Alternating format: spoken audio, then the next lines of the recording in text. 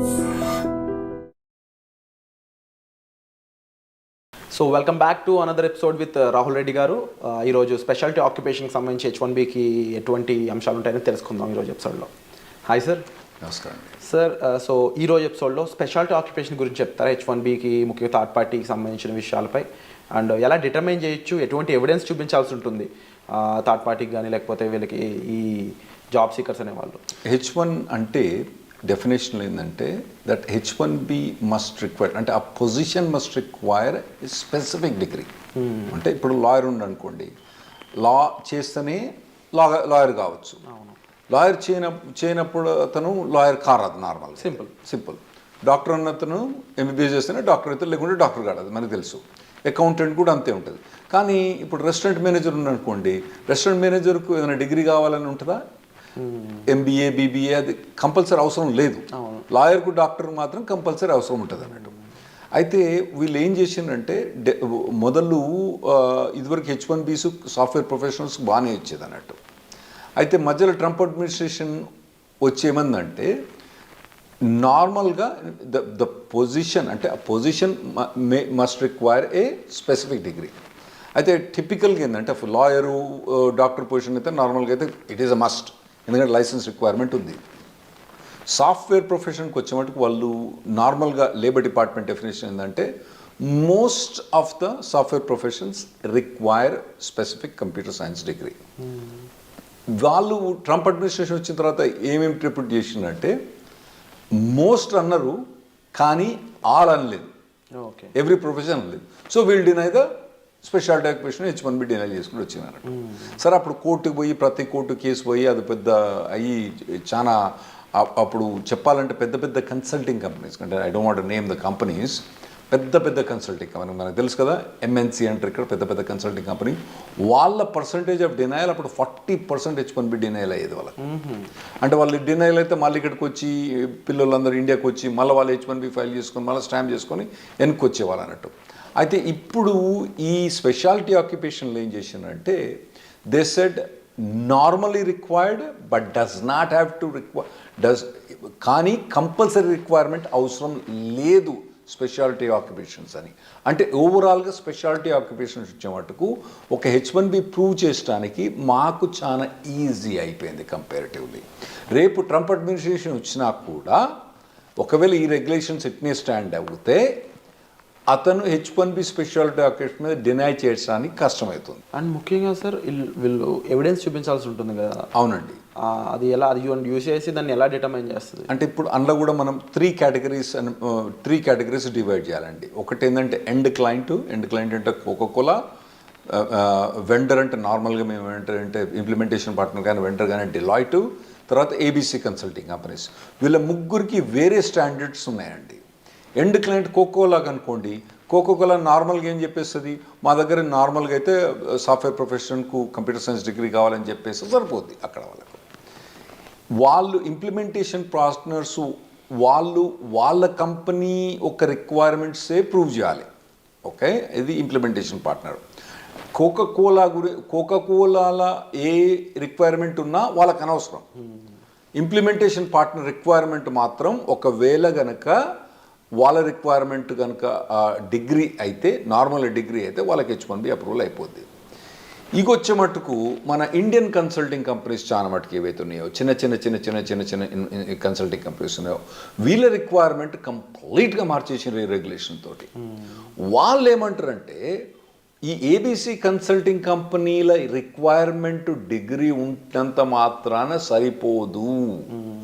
ఈ రిక్వైర్మెంట్ అన్నది మీరు ఇతన్ని టెంపరీగా తీసుకుపోయి కోకోకోలా కంపెనీలో పెడుతుండ్రు కాబట్టి మీ రిక్వైర్మెంట్ కూడా స్పెసిఫిక్ డిగ్రీ కావాలి.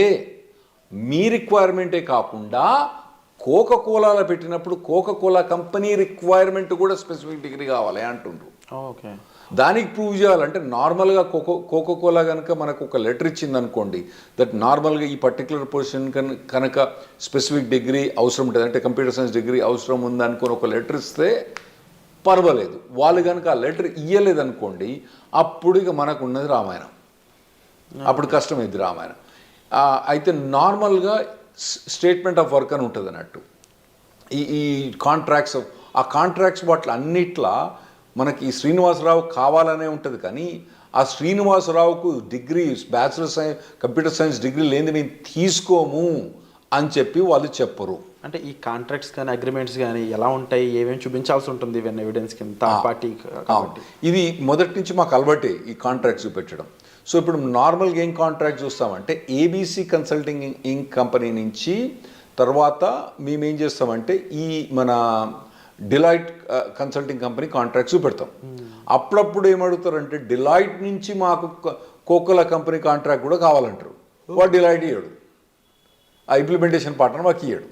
సో అటువంటి కాంట్రాక్ట్స్ అప్పుడు ఏం చేస్తామంటే ఒక లెటర్ తీసుకొస్తాం కోకోలా నుంచి, దట్ వాళ్ళకు డెలాయిట్కు కాంట్రాక్ట్ ఉంది, డెలాయిట్ ద్వారా ఈ ఏబీసీ కన్సల్టింగ్ కంపెనీ ద్వారా శ్రీనివాసరావు మాకు పనిచేస్తాడని వాళ్ళు లెటర్ ఇస్తారు. ఆ లెటర్ ఇస్తారు, కానీ ఆ లెటర్లో కనుక వాళ్ళు స్పెసిఫిక్గా డిగ్రీ రిక్వైర్మెంట్ కనుక పెట్టకపోతే మాకు H1B డినై అయ్యే ఛాన్స్ ఉంటుంది. అక్కడ యుఎస్సిఎస్ అంటే ఇమిగ్రేషన్ డినై అయ్యే ఛాన్స్ ఉంటుంది. మళ్ళీ తర్వాత ఒకవేళ అక్కడ మనం పాస్ అయ్యి ఇక్కడికి వచ్చిన తర్వాత కౌన్సిలర్ వచ్చిన తర్వాత ఈ కౌన్సిలర్ కూడా మనం డినై చేసే ఛాన్స్ ఉంటుంది అన్నట్టు. సో ఇప్పుడు కొత్తగా వచ్చిన రెగ్యులేషన్స్లో ఇది January 17th ఎప్పుడైతే ఇంప్లిమెంట్ అవుతాయో ఇది మేజర్ బ్లో అవుతుంది మన ఇండియన్స్కి. మన ఇండియన్స్ చాలామంది కన్సల్టింగ్ కంపెనీ ద్వారా ఇక్కడి నుంచి ఇండియా యూఎస్ పోవడం కానీ, ఆ తర్వాత యూఎస్లో ఉన్న వాళ్ళు కూడా చిన్న చిన్న కన్సల్టింగ్ కంపెనీస్ జాయిన్ అవ్వడం కానీ చాలా ఈజీగా జరిగిపోతూ ఉంటుంది అన్నట్టు. సో అది బాగా ఇప్పుడు వచ్చిన రెగ్యులేషన్ ప్రకారం డినయల్ అయ్యే ఛాన్స్ బాగుంటుంది. మళ్ళా ఇవన్నీ అయిన తర్వాత ఇప్పుడు వచ్చేది ఎవరు మనకు January 20th పెద్ద మొగుడే వస్తాడు. ట్రంప్ అడ్మినిస్ట్రేషన్ మనకేమైనా ఫేవరబుల్ ఇంప్లిమెంట్ చేస్తారా ఈ రెగ్యులేషన్? అసలే చేయడు. సో మనకు బాగా ఇబ్బంది. ఈ రెగ్యులేషన్స్ రెస్ట్రిక్షన్స్ ఉన్నది, మళ్ళీ వచ్చేది అడ్మినిస్ట్రేషన్ మహా స్ట్రిక్ట్గా ఇంప్లిమెంట్ చేస్తారు. కాబట్టి చిన్న చిన్న కన్సల్టింగ్ కంపెనీ ద్వారా ఎంప్లాయ్మెంట్ ఎవరైతే పోదలుచుకున్నారో వాళ్లకు నరకం అనుభవించే ఛాన్స్ ఖచ్చితంగా కనబడుతుందండి నాకు. అంటే ఇక్కడ సైట్ విజిట్స్ కూడా జరిగే ఛాన్సెస్ ఉంటాయి, ఎంత ఆఫెన్గా జరిగితే? డైరెక్ట్ కోకోకోలాకు జాబ్ విషయం అనుకోండి, సైట్ విజిట్కు కంపల్సరీ అవసరం లేదు ఇప్పుడు కొత్త రెగ్యులేషన్స్ ప్రకారం కూడా. దాదాపుగా నేను అనుకునేది ప్రతి 10 ఏటికి 20 ఏటికి ఒకడు పోయి ఆడ కోకోలా కంపెనీకి డైరెక్ట్ ఎంప్లాయీ కాబట్టి వాడు పెద్ద ఏం తందంగా చేయడు. తర్వాత ఇంప్లిమెంటేషన్ ప్రాబ్లం. ఇంప్లిమెంటేషన్ అంటే మన పెద్ద పెద్ద కంపెనీస్ ఉన్నాయి కదా ఇక్కడ, ఇది ఇండియన్ స్టాక్ మార్కెట్లో మీకు తెలుసు కదా, ఇవన్నీ ఇంప్లిమెంటేషన్ పార్ట్నర్స్ కదా. వాటికి కొద్దిగా ఈజీగానే చేసిండ్రు ఈ రెగ్యులేషన్స్ ప్రకారంలో. అంటే వాళ్ళకి అప్పుడప్పుడు సైట్ విజిట్ చేయొచ్చు, అంత కోకోలా కన్నా కొద్దిగా ఎక్కువ సైట్ విజిట్ వీళ్ళకు ఇంప్లిమెంటేషన్ పార్ట్నర్స్ అవుతాయి.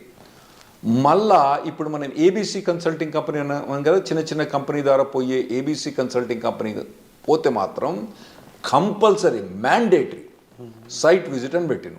కాకపోతే ఈ సైట్ విజిట్ అన్నది శ్రీనివాసరావుకు ఏబీసీ కన్సల్టింగ్ కంపెనీకా, ఈ site visit Srinivasarao ABC consulting company తర్వాత మధ్యలో ఉండే ఇంప్లిమెంటేషన్ పార్ట్నర్ కోకోకోలా ఈ అన్ని కంపెనీకి వీలు పెడతారా అన్నది మనకి ఇప్పుడు అర్థం కావట్లేదు. ఇప్పుడు అంటే ఈ తెలుగు ప్రొఫెషన్స్ ఎలా ఎన్షూర్ చేసుకోవాలి కంపెనీస్ H1B కంపెనీస్? ఎన్షూర్ చేసుకునేది ఏం చెప్పలేమండి. డైరెక్ట్గా కోకోలా జాబ్ వస్తేనేమో మనోనికి మంచిది, అవునా, సేఫ్, ఇంకా అది సేఫ్, అంతకన్నా మంచి సేఫ్. లేదా అంటే ఇంప్లిమెంటేషన్ పార్ట్నర్ వస్తేనేమో సెకండ్ లెవెల్ సేఫ్. ఈ కన్సల్టింగ్ కంపెనీ పోయితే మాత్రం కంపల్సరీ రిస్క్ ఉంటుంది. థర్డ్ పార్టీ ఎంతవరకైనా రిస్క్ అని అంటారు. అవును, థర్డ్ పార్టీ ఇదివరకే రిస్క్, ఇప్పుడు చాలా ఎక్కువ రిస్క్. అట్లా వద్దంటారా? అంటే వద్దని నేను చెప్తామండి. ఇప్పుడు గ్రాడ్యుయేట్ అవుతాడు, కాలేజ్ అయ్యి గ్రాడ్యుయేట్ అవుతాడు అనుకోండి, అతనికి జాబ్ లేదు, అందరికి యాపిల్లో దొరకాలని రూల్ ఉండదు కదా, మైక్రోసాఫ్ట్ దొరకాలని ఉండదు కదా, అందరికి పెద్ద పెద్ద ఇంప్లిమెంటేషన్ పార్ట్నర్ దొరకాలని ఉండదు కదా. సో ఇటువంటి జాబ్ తీసుకోవాల్సి వస్తుంది అప్పుడప్పుడు.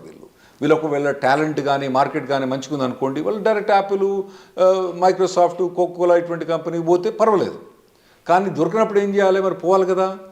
అటువంటప్పుడు రిస్క్ బాగుంటుందండి. వీళ్ళ డే టు డే జాబ్లో ఉండే ఫ్లెక్సిబిలిటీస్ ఏ విధంగా ఉంటాయి జనరల్గా? జాబ్ అన్నది టిపికల్గా ఒక్కొక్కవేళ కోకోకోలాకి డైరెక్ట్ పనిచేసినా కూడా, తర్వాత ఇంప్లిమెంటేషన్ పార్ట్నర్ పనిచేసినా కూడా, ఏబీసీ కన్సల్టింగ్ కంపెనీకి కూడా నార్మల్గా పని రిక్వైర్మెంట్ అనేది ఏబీసీ కన్సల్టింగ్ కంపెనీకి ఎక్కువ ఉంటుంది.